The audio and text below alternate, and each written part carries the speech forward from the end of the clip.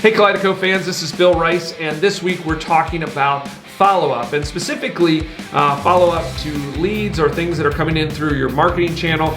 So often we either take that in and it either immediately converts or it doesn't, and we don't really have a process by which we nurture that both in the short term and in the long term. So we're going to be talking about short-term follow-up programs and long-term follow-up programs and what you should have in place to maximize the throughput on those leads. All that in just a sec.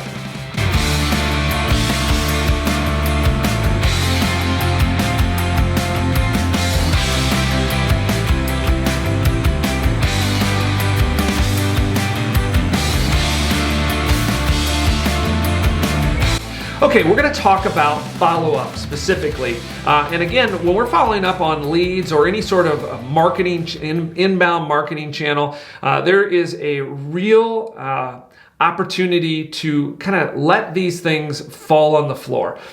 Because when we get them in, we're often excited, our sales team's excited to get a new lead.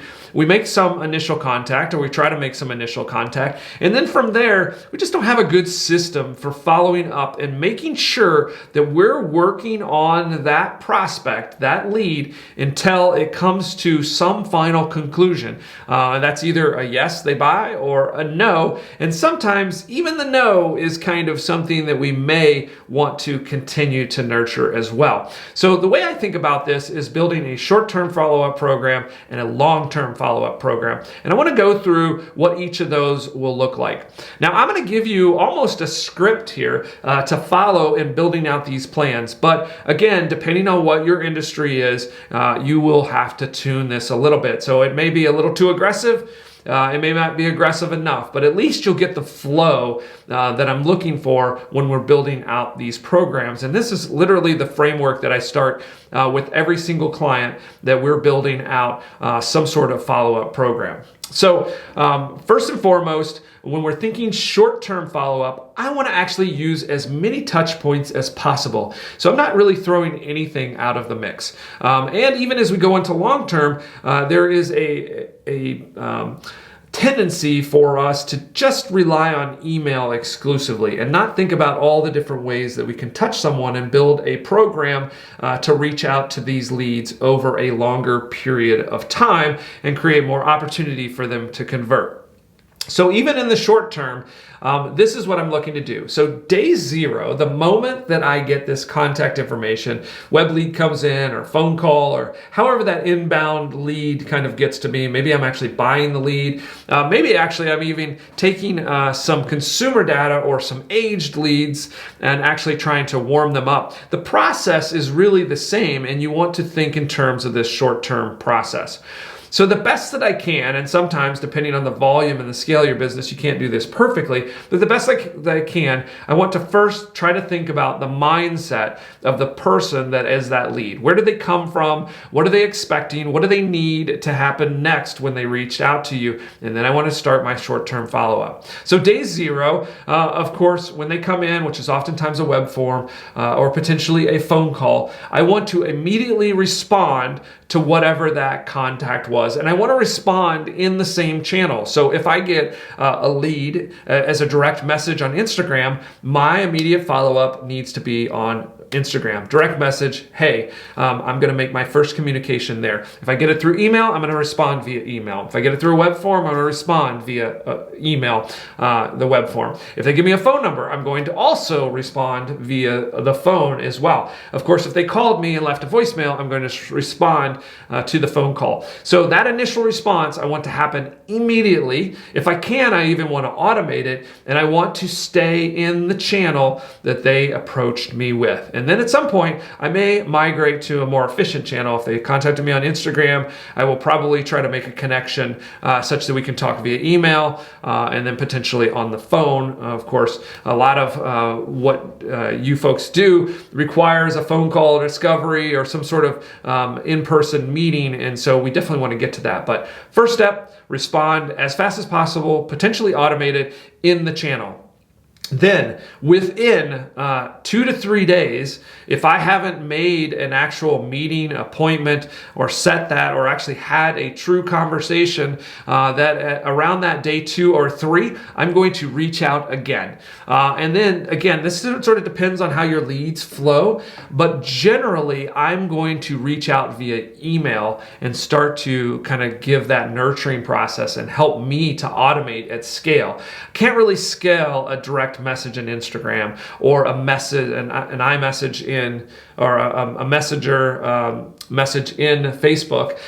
So those kind of like social media messaging platforms, sometimes it can be hard for me to really sort of automate the follow-up. And even in day 2, I need to start to create that automation. Now, if you're working those social media channels and you're super active on it, you should absolutely make sure that you're going and following up until you kind of get them into sort of your more scalable channels. So go back through those messages. If they haven't responded to you, go ahead and hit them up again at that day 2, day 3. But by day 3, I'm sort of trying to funnel them into my email automation process. And then, of course, I want them in my CRM because I want to be able to email and I want to be able to call them on the phone. I think calling on the phone is so often neglected, but it can be super powerful because it doesn't necessarily happen that often.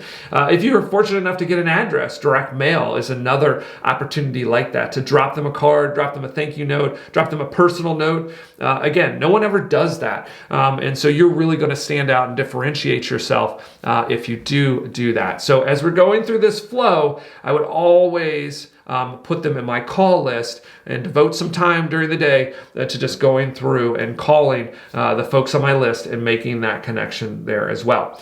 So I'm going to do that on day 3. I'm going to also do that on day 7. By day 7, there's starting to create some distance and probably disconnect in a couple ways. One, they could in 7 days simply forget that they actually inquired with us, and so that causes a problem.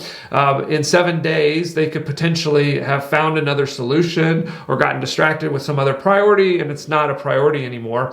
So by day 7, because of this distance, and it sounds like not a very long time, I don't want to assume that they're not interested, but I want to change the way that I communicate. So by day 7, I'm starting to include some content and some value. I want to, in the day 7 email, I want to either talk about some other things that we're doing, the way that we're serving clients, so they get an understanding of where we could add some value, or simply adding in or delivering some content that maybe even just shows them a little bit of a DIY approach to what they're trying to do. So you in your industry, your contacts are going to have to kind of think what that content is.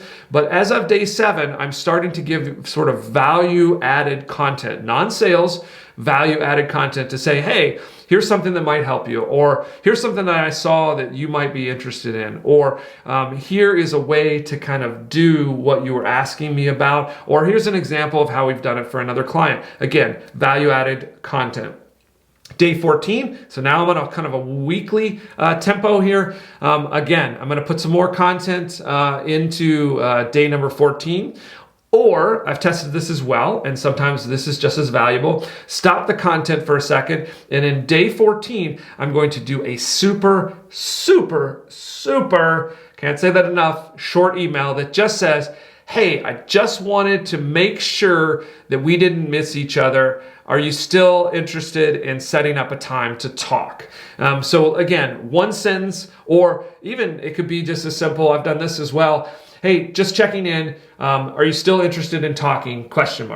Again, make it super simple, make it super personal, and you can, again, apply that. Now you're at week 2, and you kind of break up the flow. Then as we go into week number 3, at day 21-ish, again, we're trying to do that content, because at day 21, week 3, because of the distance, we're actually starting to get them conditioned to be more of a long-term nurture prospect. And so that actually, we want to start to condition them what they're going to experience in my long-term nurturing campaign. So about day 21, I'm actually just going to, through automation, going to transition them into my lead nurturing process. So at this point, I've tried to connect with them 1, 2, 3, 4, 5, about 5 different times, done some phone calls along here. I've given them some good, valuable information. At this point, I'm going to transition them into my long-term strategy so that I can fill that database, stock that pond for the future. Definitely want to stay in contact with them. Any point in the short-term process that you actually get a positive acknowledgement and they want to set up a meeting, or they do set up a meeting, or you get them on the call and you're talking to them, you should break that short-term process, and then you should determine, kind of handle them manually as you move them through your sales process. And then at any point, if they go to sleep on you, become non-responsive, you can push them back into that long-term nurturing program. So that's the short-term program. Now going into the long-term program, I'm going to start to use as many channels as I can, channels that I'm already supporting with my digital marketing strategy. Because at this point, they're kind of like just a brand new sort of remarketing sort of lead, or they're just part of your audience at this point. So you want to get them into that audience building system. But it's still going to have a long-term follow-up. If you're sophisticated enough, you can actually segment these as follow-ups, and you can actually talk to them slightly different. But the program is going to be kind of the same. So for long-term follow-up, I'm thinking about content. I'm creating content that I know will be valuable to those folks. So I'm thinking about other problems they're trying to solve, other challenges that they have. It may not even be associated with my business or what I sell, but I want to add value, and I want to create some diversity in that content, so that they don't just say, oh, all Bill does is pound, website, right? I want to talk about some other things. Let's talk about, challenges that they're having with employees, with training, with prioritizing their own things, other marketing channels, whatever the case is, whatever you sell. Try to think about all those other problems in that potential client's world that you can realistically and have some value to add back to them. So we're going to be building content. We're going to try to, again, most of this is going to be in our email flow, but during that flow, we're going to try to encourage them to get into our social media audience as well. So we're going to encourage them to like and follow us in different social media channels. We're going to push out and show them examples of what we're doing in other places on the web, so that they'll hopefully subscribe. So if you're on our email newsletter, you know that we often push you out to YouTube and encourage you to subscribe there, because again, it gives us just one more channel to be able to talk to you and be a part of your day-to-day workflow. So social media, we're going to try to get them into our social media channels. Of course, the email list, we want to have some regular, consistent, and frequent pushing out of emails. Generally, I encourage once a week, but some people feel that that's too much. But you definitely want to talk to them via email. It's one of the most efficient channels. It's easy to automate, and it's something that people are pretty comfortable with either taking, storing, looking at later. It's amazing how many of our emails that we actually push out, maybe it was for 2 or 3 weeks ago, and we'll actually see a conversion on that particular email weeks later. So somebody obviously stored it, saved it, or maybe it got forwarded to them, and they acted on that email weeks after the email was actually sent. So don't neglect that. Of course, you're wanting to automate everything that you can in here as you're working through the channels. Again, focusing on social media, your email list. Also, occasionally, and I would, again, this is based on your tempo and how you manage your call list, but I would take these people in either once a month or once a quarter. I would insert them back into your call list and have a reach out and leave a voicemail, so that they hear your voice. They know you're real. They know you're intentional about wanting to connect with them. Don't just put them on the email list and just forget them and make email do all of the work. Try to, again, be encountering them through as many touch points as possible.